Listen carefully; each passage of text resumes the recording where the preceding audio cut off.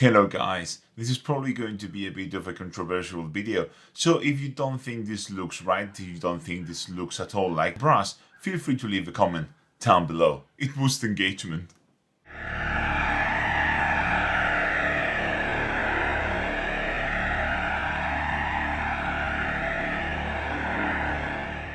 Hello fellow Hearts of the Blue, and welcome to my channel and welcome to another NMM tutorial.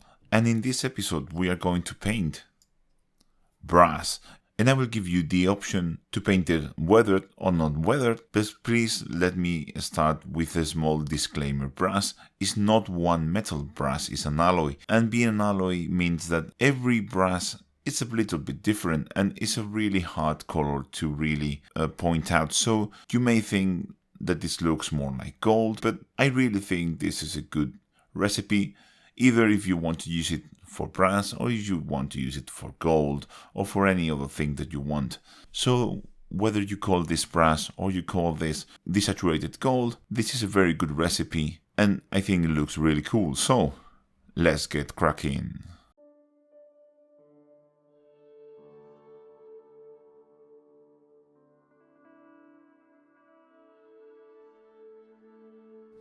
As you can see, in the true YouTube painting tradition, I have a Space Marine leg here, base coated with Baneblade Brown, and I'm going to start applying my sketch using the 4 light sources theory. You can watch a more detailed explanation of that here. I'm going to do that using Shapty Bone, and I will start with a rough sketch of where I want my highlights to be.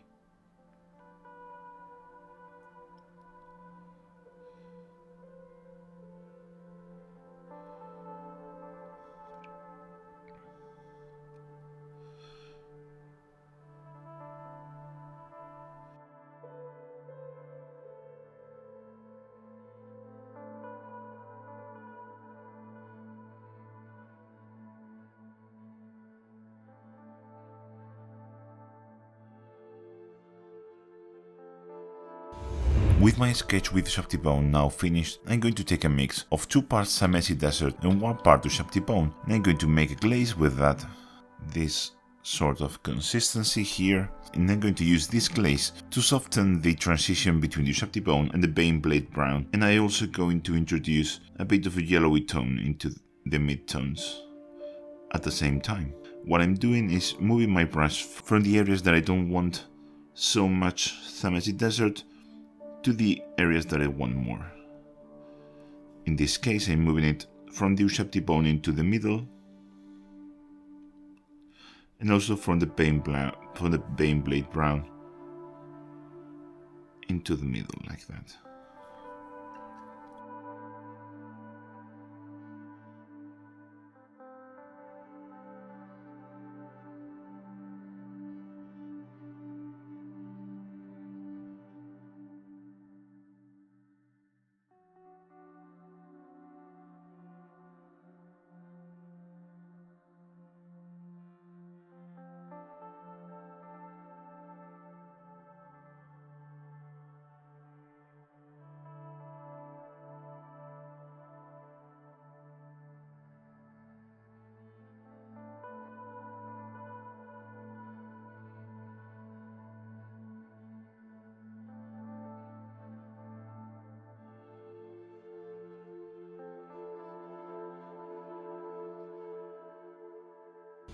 With about 3 passes of that glaze, our transition is looking really nice, but it's looking a bit rough in between the Baneblade Brown and the Samesi Desert and Shapty Bone mix, so I'm going to go back with Baneblade Brown, make a glaze the same way I did with the Samesi Desert mix, and I'm going to apply this in the opposite direction, moving from the Samesi Desert mix into the Baneblade Brown.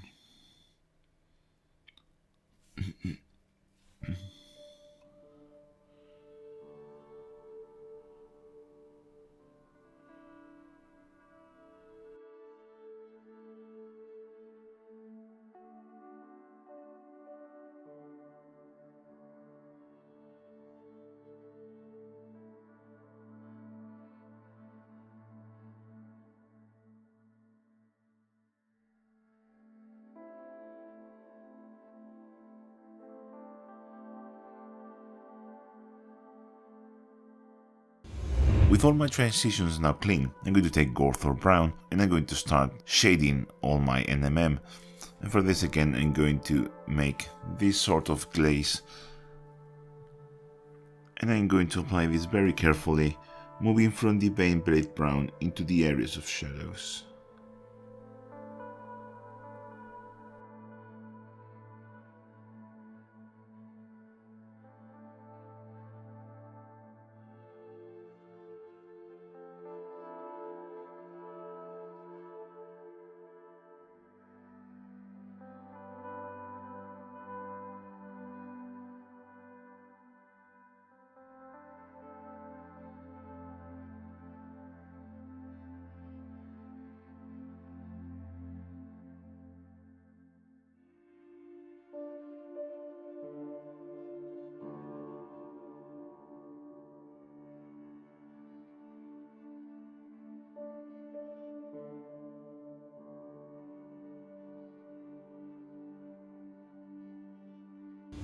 With the shading of Gorthor Brown now done, I'm going to move into a mix of 2 parts Gorthor Brown, 1 part black and 1 part Lupercal green.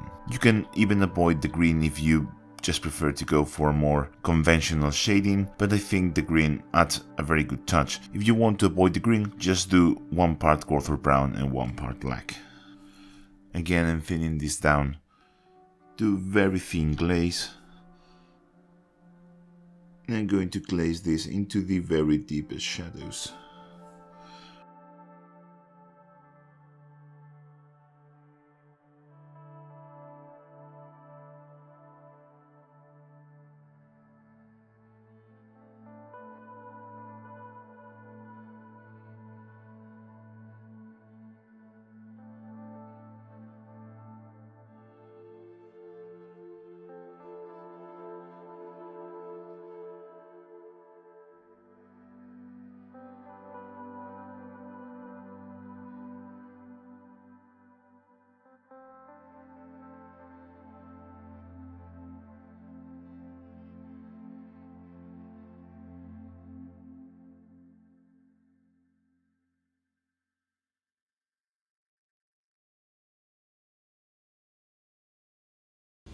And now for my final shading on the model, I'm going to take a 1-to-1 mix of black and Lupercal green, and I will just do a richer shade and a panel lining with this.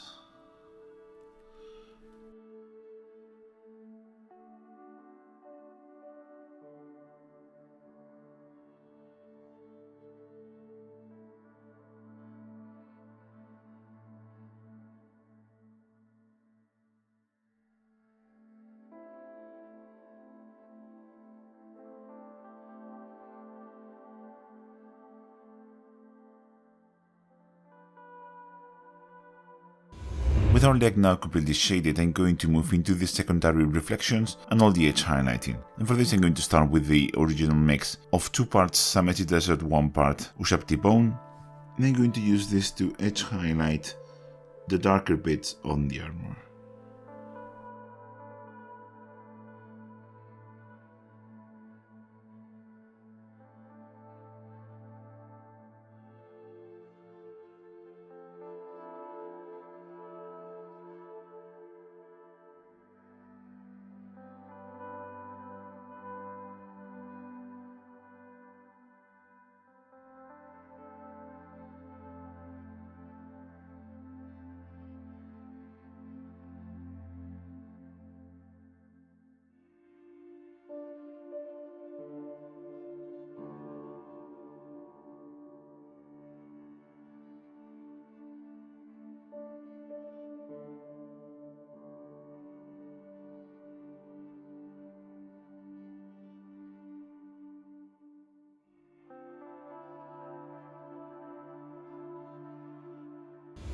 With that edge highlight now done, I'm going to take a mix of 1 part Sameti Desert and 1 part Gorthor Brown, and I'm going to start doing the secondary reflections with this mix. I have this mix thinned down, as you can see there, and I'm going to paint some reflections in the darker bits of the armor with this.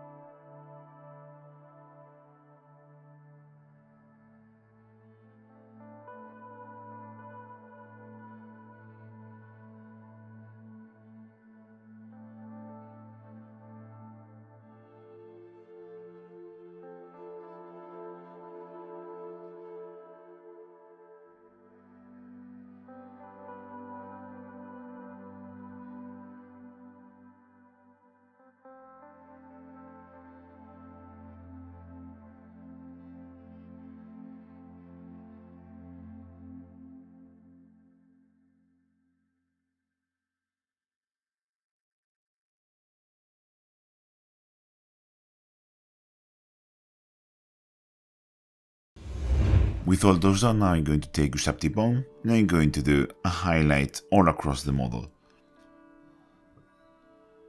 I will pick up the most extreme edges.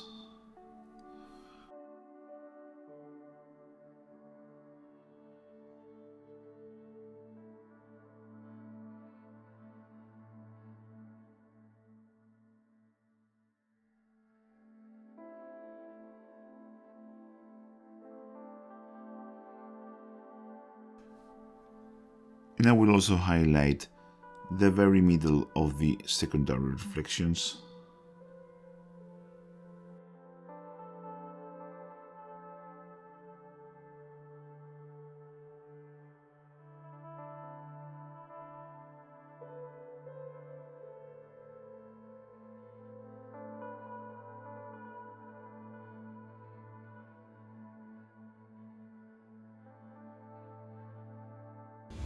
Our leg is almost finished, and I'm going to do one more highlight. This is a 1-to-1 mix of white and bone.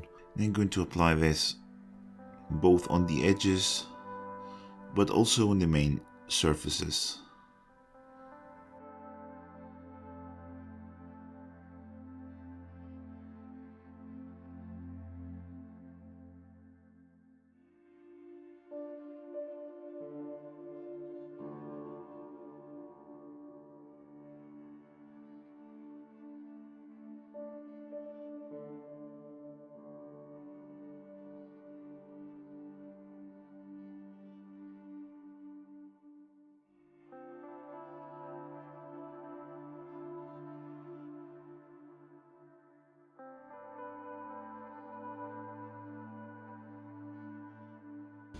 And finally I'm going to take pure white and I'm going to do the final highlight. Thus this would be just very small dots, picking up the corners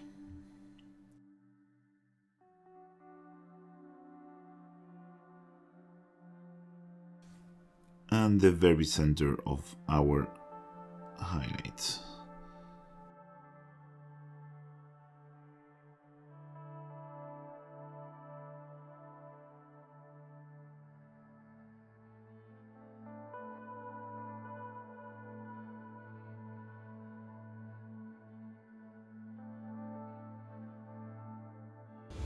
We have our brass NMM all finished now, and it's looking really clean. And one way that you can emphasize this is brass and not gold is by using weathering. So I'm going to weather this. I'm going to start with pure lupercal green, which I'm turning down into a glaze. You can see the consistency I'm using there, and I'm going to first apply this here in the darkest parts.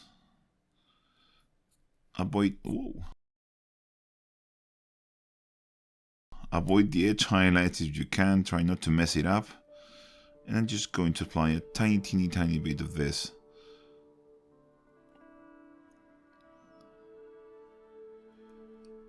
Just like so.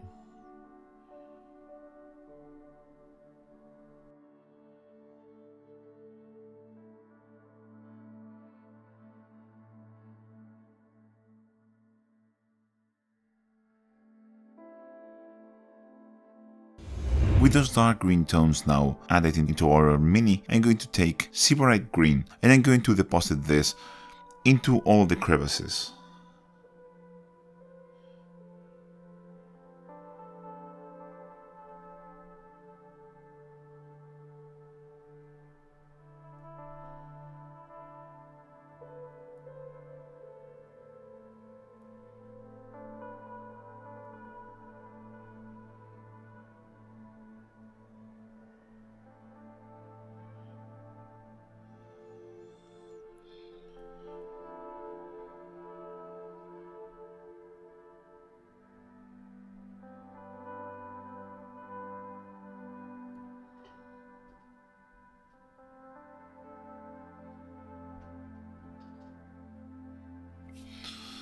I'm going to also add this, like a tiny bit of stippling into the very dark green glazes that we did.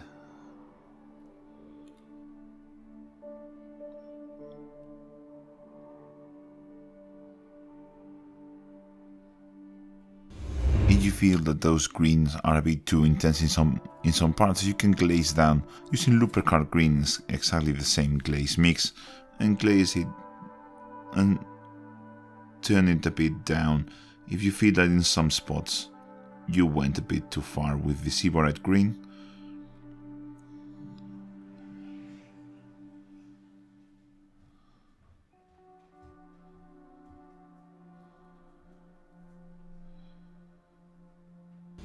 And now for the final touches on the weathering. I'm going to take Gauss Blaster green, and I'm just going to add a teeny tiny amount of this into the deeper recesses. You can see how thin the Gauss Blaster green is.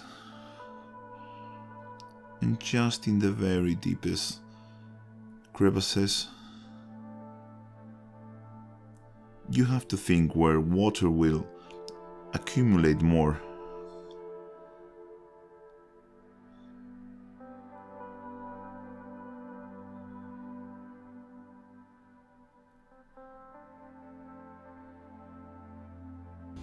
And with that weathering done, our brass NMM is finished. And of course, remember that you can stop at any point during the weathering process, or even not even do any weathering. But I really think it really gives a very cool look if you add a bit of verdigris into the brass. So guys, as always, I hope you enjoyed this one, and I'll catch you in the next one. Bye! Do you like my videos and want to help me make them? Well, there are several ways you can do that. You can follow me on social media. You have the links to all my social media in the description below. You can also check all my affiliate links in the pinned comment of this video. Use those links in your next hobby purchase and help me without any additional cost to you. I also have merch that you can see just below this video or in the shop tab of my channel. But most importantly, there is Patreon and non-members. You have the link to my Patreon in the description below and in the pinned comment of the video, or if you prefer it, you can just click the join button below this video. Patreon and channel members help me do all the cool projects that I want to make and help me improve the quality of my videos. Don't be afraid, no content will ever be hidden behind a paywall, but it's a nice way to help me. You will get something back for generosity. As I said guys, thank you very much for watching, and a special thank you first of all to Mitch the Terrainosaurs. Mitch runs an amazing YouTube channel which all profits go to charity. Check him out, link in the description. He makes amazing videos and it's also for a great cause. And secondly, but not less importantly, thank you to Daniel Figueiredo, Heather Amster, Lawrence Gismundi, Ben Moren, Victor Tomen, Michael Boye, Christoph Moret, Joshua Bohannon, Table Miniatures, Beldrain, Javi Mota, Kevin Sulas, Kieran Omurce, Leonard Lindemann, Dr. V, G4, Cedric Edge, Sasha Park, DT Butler, Charles Armintas, Josh Simpson, Mark Jarvis, One Brushstock Better, Gareth Smith, Vilkas War, Arondale, Natius Maximus, Samuel Supernef, Ikutas, Chris Fivey, Darcy Farrar, Kevin Mian, Jimmy Milligan, Nicholas Furnell, and Matthew Miller for being the coolest persons in the planet. Be like these fine folks on my Patreon and take control.